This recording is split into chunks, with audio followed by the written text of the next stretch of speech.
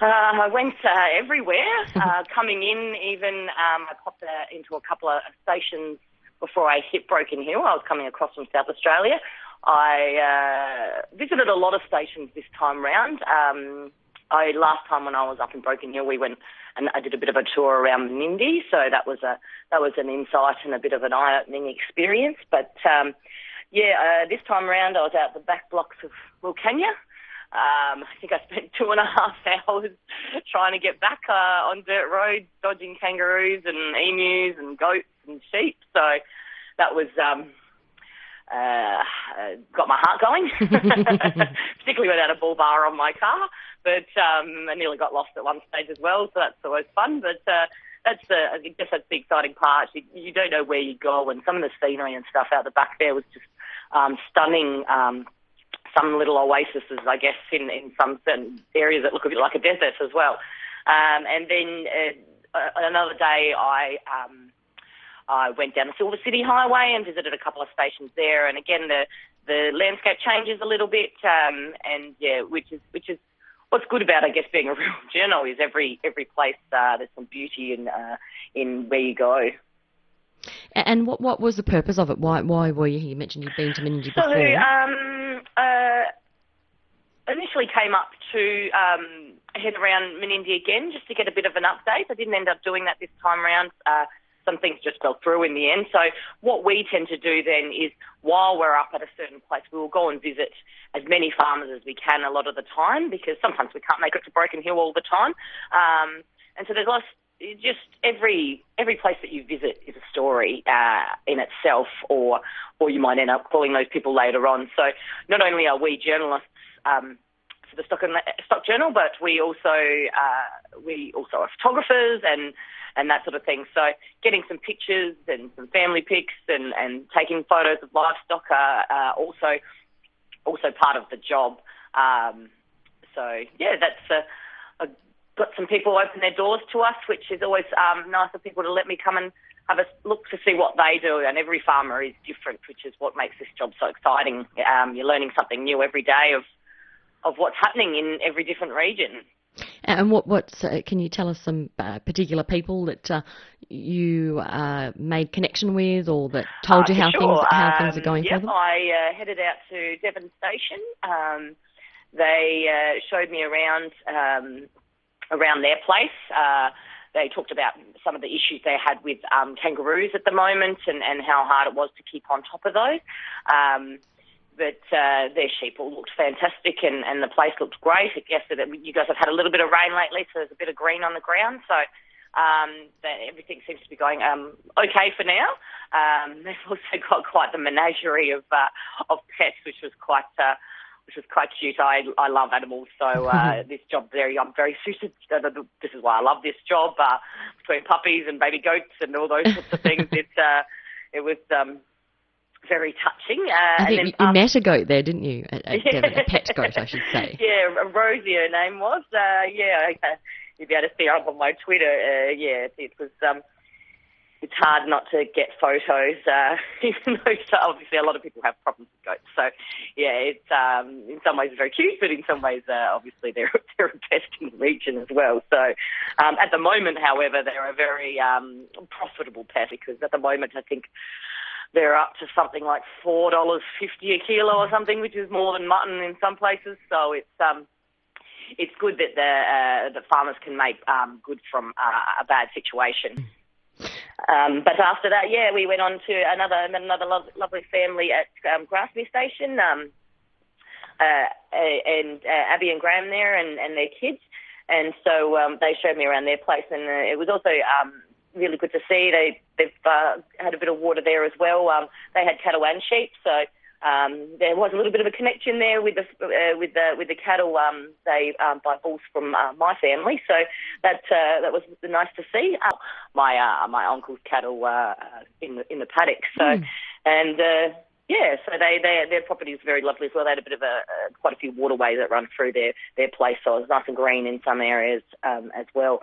The overriding thing, though, however, is while most people do have a bit of green about, and some of their dams are full, not all of them are, and it's this time of year that it's really important that we get those rains, because to fill up all the dams and have the dams all full prior to summer or even spring and then summer, because those guys out there, obviously being pastoralists, only rely on what God gives them. Most certainly.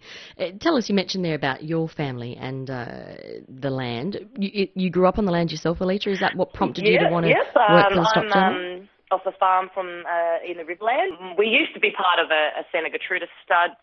Well, my father did with his brother, but then Dad went more into the commercial side. So we had cattle and sheep and crops, and again the works ourselves. Growing up on a farm, we had every animal under the sun as well, which is as I said, where the love of my animals came from for me. And is that what prompted you to want to work for the Stock Journal? I mean, as a journalist, there's many different avenues you could have taken. It's no, I wanted to be a vet, but it didn't work out that way. I think there's a lot of helping side of being a vet, but there's also a sad side to being a vet, which I got a bit of experience on, and did realise it probably wasn't for me. But when I was younger, I also did like to write. I was quite into spelling and grammar when I was younger, and did all the English studies and that sort of thing coming through high school. And I think that's what you need, a love of words, I guess, to be a journalist. That was probably where I sparked my passion for journalism from. I probably had TV aspirations when I was a bit younger, but then when I sort of fell into print, now I sort of can't imagine doing anything else, or even writing about anything else other than ag. Like, I just, because it's where I came from, always learning about ag. There's always just something new to learn, and at the same time also learning about my own family and our region and where we come from in the Mallee. Particularly, I've done some archive work and finding all this historical stuff about my grandparents and the pioneers that they were in agriculture, in cattle and pigs. It's very interesting to hear, because sometimes your parents don't tell you a lot of things, and so having to find that in some of my research work, it's just been very endearing and heartfelt and that sort of thing. It's Monday morning on Outback Outlook, and I'm joined by Alisha Fogden. She is a journalist for the Stock Journal. You mentioned earlier that on your most recent trip there were a few wrong turns, that's all part of it. I guess tell us the life then of being on the road. I mean, you talked of adventure, beauty, pretty good gig, really. Oh, it is just, the travel is, I just love it. I mean, even just driving up that day, it's 5 or 6 hours sometimes that it can take, and stopping in here and there. So there is a bit of time on the road, which you just really get used to, and particularly when you know what you're looking at outside your window. So driving from, it can be quite a dry and lackluster drive, coming maybe from South Australia to Broken Hill, but even just driving through all the old towns, of just seeing particularly old stuff along the way, but then going out and seeing stations and the beauty in some of the oases in the middle of nowhere.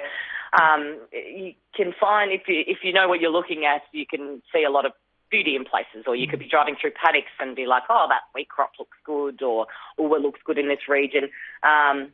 It is great to be able to see the rest of the state, because when I was growing up, I only really knew the region of the Riverland, and we've got a shack on the York Peninsula, but we only really knew those two regions. But to see the rest of the state and that sort of thing, I'm on the Peninsula at the moment, and going to go see some sheep today.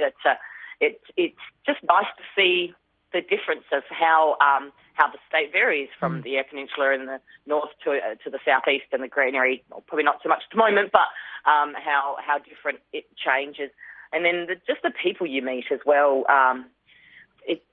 Every day is different, and you're always learning. And for me, I write a bit about cropping, but it's not just about that. For me, I also write about water, and you do get a touch of all the ag commodities. I'm a bit of a lover of photography as well. So because we do take a lot of our own pictures, you're just constantly taking photos. I mean, on Twitter and stuff, you can't help but get out at the moment and take a pic of. I was on York and just take a picture of the green grass that's out there and how good the crops are looking at the moment. Most could use a drink as per usual, but it's just it's just beautiful. I have only just moved back to South Australia from Victoria, and I spent 4 years in Victoria and getting to know that state as well. And yeah, it's just really nice to travel in your own backyard and not necessarily having to travel overseas all the time to get that travel hit, I guess. Good one. Well, enjoy it. Thanks so much for your time, Alisha. Thanks, Julie.